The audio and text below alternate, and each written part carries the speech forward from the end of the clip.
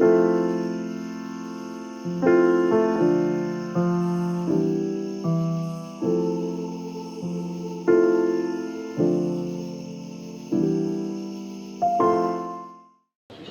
nous, notre méthode, c'est toujours aller à l'inverse de la masse. À l'inverse de la masse, ça veut dire sur des marchés, donc on fait des études de marché croissants, mais qui sont toujours à des prix abordables. Et surtout, où il n'y a pas trop d'investisseurs.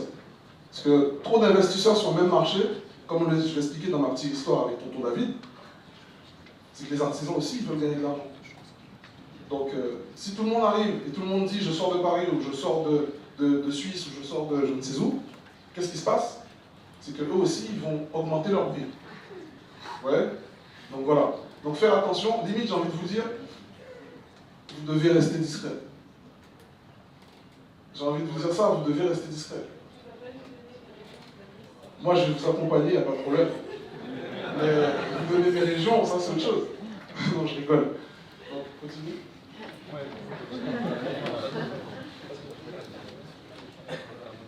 Et surtout, diversifiez vos différents achats. Si vous avez trouvé la région ou la ville qui vous fournit un maximum de cash flow, si vous avez acheté un bien dans cette ville, n'en prenez pas 5 dans la même ville. Imaginons qu'on soit, l'affaire AZF, c'était à Toulouse, non? Ok. Imaginons qu'à Toulouse, vous avez monté tout votre parc immobilier là-bas et qu'il arrive cette catastrophe. Est-ce que c'est bon pour les affaires? Je ne parle pas d'assurance. Sans parler d'assurance, est-ce que c'est bon pour les affaires? Non. Il n'y a pas d'engagement. Est-ce que c'est bon pour les affaires? Non. D'accord. Ah si, qu'est-ce qu'elle dit si?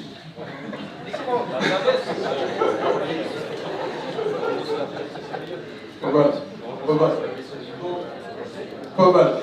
Le but du jeu, c'est de diversifier.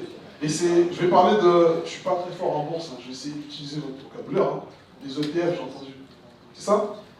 Donc c'est quoi en fait les ETF? C'est du papier. Mais comment expliquez-moi comment il est composé rapidement en fait. De là.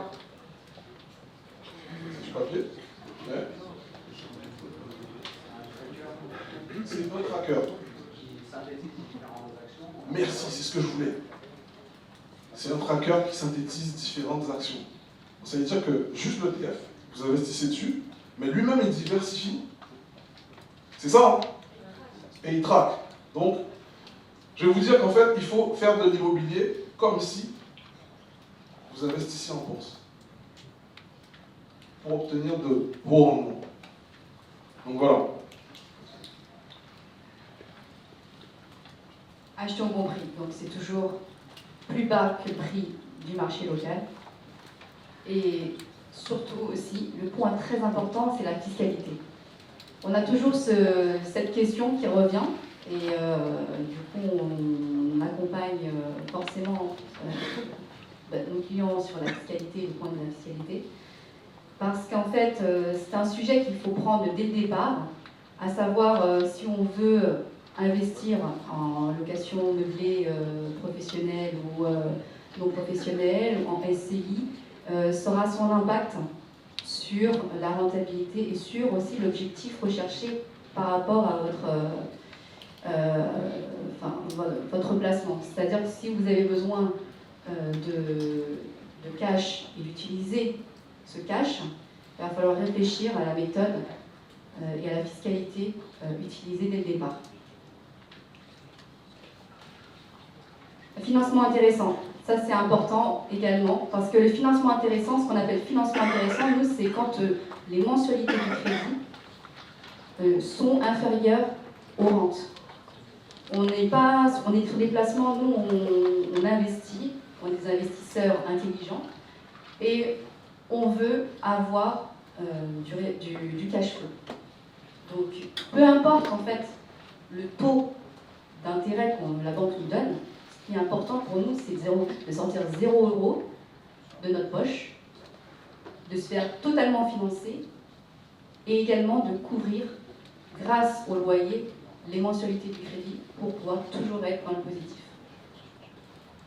Donc, la partie coût des travaux. Cette partie est très très importante. Parce que si vous choisissez un artisan qui ne respecte pas ses délais, qui n'a pas d'intelligence, en tout cas sur la technique à avoir, et qui vous coûte plus cher, je peux vous dire que ce n'est pas rentable. Alors qu'à contrario, si vous tombez sur un artisan ou une société qui a cette intelligence de vous permettre de gagner des dizaines de milliers d'euros juste en adaptant, en vous proposant une solution technique adaptée, ça rentre encore en ligne de compte. Donc, il est important de faire attention à cette partie que souvent des personnes négligent. Okay? Donc, maîtrisez le coût de vos travaux. La gestion locative, c'est un point également très important parce qu'en fait, il est essentiel d'avoir une bonne gestion, d'avoir une bonne publication, par exemple, des annonces. Si vous ne savez pas sur quel site publier vos annonces, vous n'avez pas la bonne cible et que donc vous ne trouverez pas de locataires. Sinon, vous trouverez des locataires, j'ai envie de dire, des bras cassés. Oui.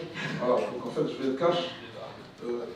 Lorsqu'on parle de gestion locative, clairement, si vous ciblez, en fait, tout va partir de vos annonces en fait.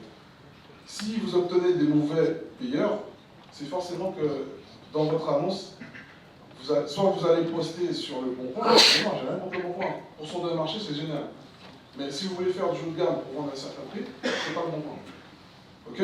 Il y a des endroits où vous postez vos annonces, il y a des façons de les rédiger. Plus vos annonces sont complètes, mieux c'est pour vous, parce que vous aurez déjà dans un premier temps, simplement, vous aurez déjà toutes les pièces des locataires en amont.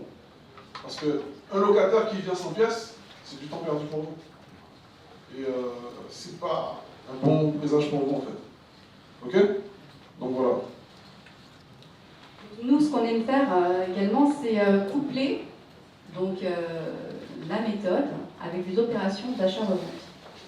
Ça, c'est ce qui va permettre en fait de passer du patrimoine brut au patrimoine net et donc après de diversifier sur ce que vous faites déjà, l'achat d'actions, l'achat de crypto, tout simplement.